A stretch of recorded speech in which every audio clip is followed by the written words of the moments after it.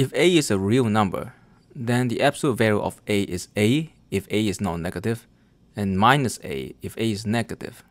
For example, the absolute value of 5 is 5, and the absolute value of minus 5 is minus 5, which is again 5. The absolute value of a can be interpreted as the distance between a and 0 on the number line. The notion of the absolute value of a real number can be extended to complex numbers, and that will give us the modulus. In effect, we are interested in finding the distance between the complex number and 0 on the complex plane. Say I have the complex number a plus bi. What would be the distance between a plus bi and 0? Well, if we look at this triangle here, this is a right angle triangle. The base is going to be a, and the height is going to be b. So by the Pythagorean theorem, the distance between a plus bi and 0 will be the square root of a squared plus b squared. And that's essentially the definition of the modulus of a complex number. So for a complex number z equal to a plus bi, where a and b are real numbers, the modulus of z, denoted by having vertical bars around z, is a real number given by the square root of a squared plus b squared. For example, if z is 3 minus 4i, then the modulus of z is going to be the square root of 3 squared plus minus 4 squared, and that's square root of 9 plus 16, which is the square root of 25, and that's 5. And it's not hard to see that when z is a real number, the modulus of z coincides with the absolute value of z. There are a number of properties of the modulus that are worth knowing. So let z and w be complex numbers. Then the following are true. If you take the modulus of the complex conjugate, it's the same as the modulus.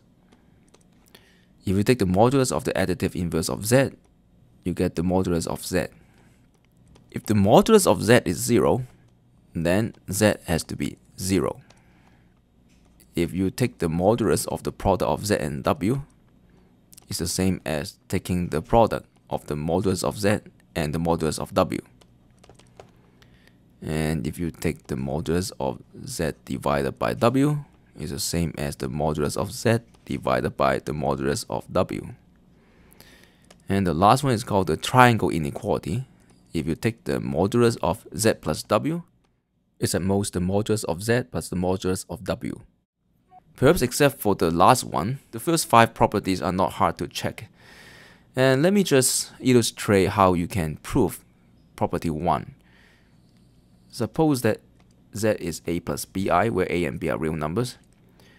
The complex conjugate is simply a minus bi. Now, the modulus of z is the square of a squared plus b squared. And the modulus of the complex conjugate of z is the square of a squared plus minus b squared. But minus b squared is the same as b squared. So this is the modulus of z. And the proof for number 2 is quite similar. Now what about 3? If the modulus is 0, then z is 0. So if z is a plus bi, what we're saying is the square of a squared plus b squared is 0. We know that the square of any real number is non-negative. If at least one of a and b is not 0, then a squared plus b squared is going to be positive, and so the square will also be positive. So we must have a equal to 0 and b equals 0, because otherwise a squared plus b squared will be positive, implying that the square of a squared plus b squared is positive.